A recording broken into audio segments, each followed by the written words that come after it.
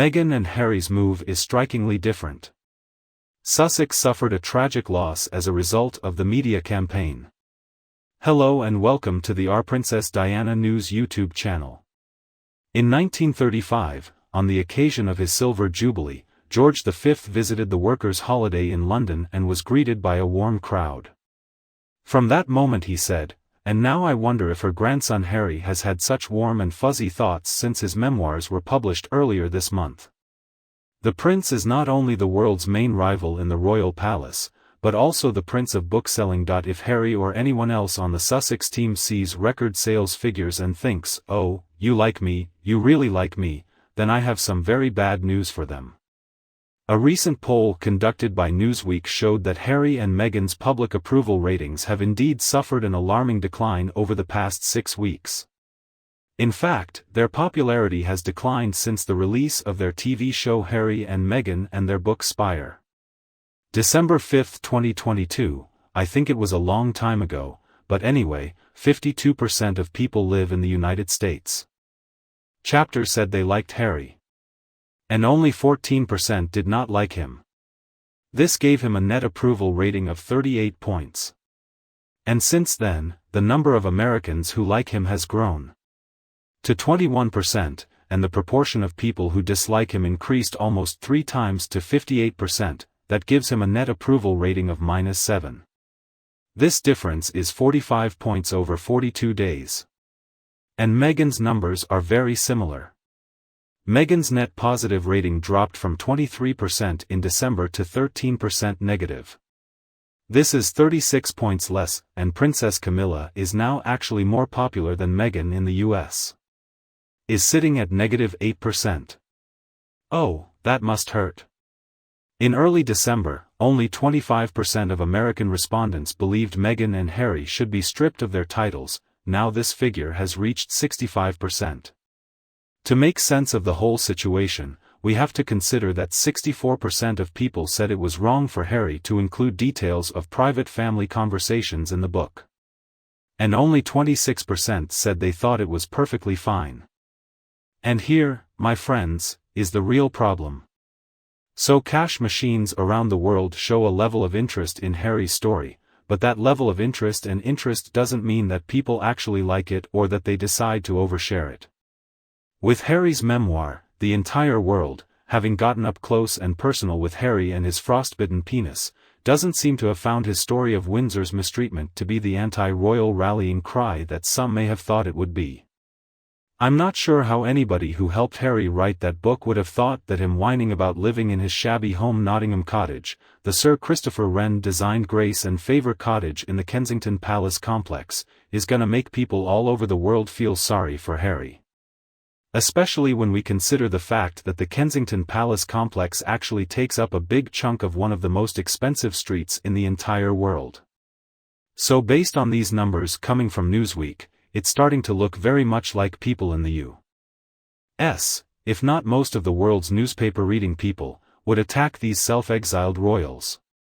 Chapter 1 See Harry may have delivered a major blow to the royal family this month, but he also showed that he's willing to humiliate his entire family just to win a reputational advantage game that only he seems to be playing.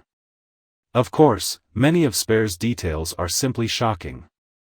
But as some believe, Harry's decision to betray his entire family and their private lives did not go over well. More importantly, Harry's family may have been deeply affected by Spare.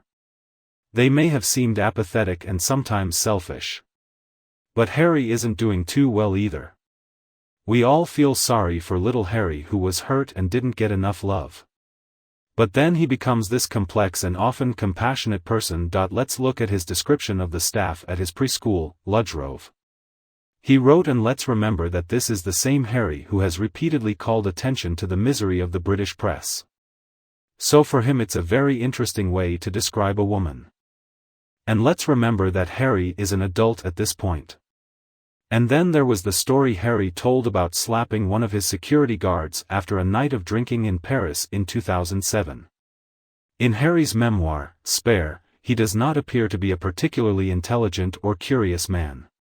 He'd never heard of Elizabeth Gilbert's global sensation Eat, Pray, Love, but he also thought cows needed their space. I felt them, and he also said I was pissed off when Opal Fruits changed its name to Starburst. Chapter Harry also told everyone that he found the inscription of this book on brainy.com.at. This point you might be thinking, who really cares? Harry has sold more than enough books to be in the same league as a boy wizard, and the royalty checks keep coming. Love him or hate him, Harry will laugh all the way to the bank. But when you consider that Meghan and Harry's Netflix deal is worth around $140 million, things aren't necessarily clear. A specific number has never been released for their Recognition series, so we have no real way of knowing exactly how much they actually earned. When Harry and Meghan's documentary series Harry and Meghan came out last month, it caused quite a stir and became the biggest premiere for a documentary on Netflix. However, he was unable to pull away from the top spot on Wednesday. In the UK, 2.4 million Brits watched the first episode on the day it aired. But by the third episode, 2/3 of viewers had already stopped watching, leaving only 800,000 to continue watching. Now their second one is an inspirational drama called Live to Lead, but it doesn't even crack Netflix's top 100. Soon enough, it disappeared into the depths of Netflix's back catalog without resonating in the slightest. Now, Meghan and Harry are also preparing to release a documentary or documentary series about Harry's Invincible Game. But so far, no new shows or follow-up projects have been announced. The same goes for Spotify. Last year, Meghan's Archetype series came out to very mixed reviews and fell short of the amazing numbers we were paid by Spotify for $32 million. No second series or new project has been announced here either. Where are Meghan and Harry headed professionally and financially? Archetypes and Life to Lead, the only two projects of hers not built on this foundation of royal revelations, didn't exactly make waves in Hollywood. In addition, they could not attract the necessary crowd to support these checks, but the content of the books and the impact the documentary series had on both of them dealt a very serious blow to their reputations. Meghan and Harry now live a very expensive lifestyle and have had to rely on the support of corporate America for decades.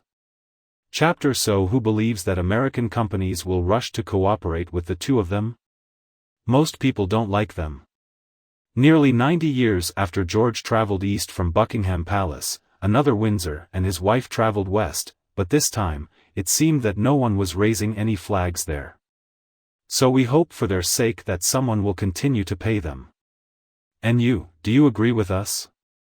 Please let me know your thoughts in the comments section below, and we can also discuss Meghan and Harry's dark future.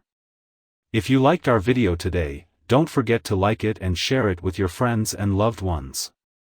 And please subscribe to my channel for more episodes from the Princess Diana News team. Thanks again for tuning in. Well, I'll be back tonight to see you all.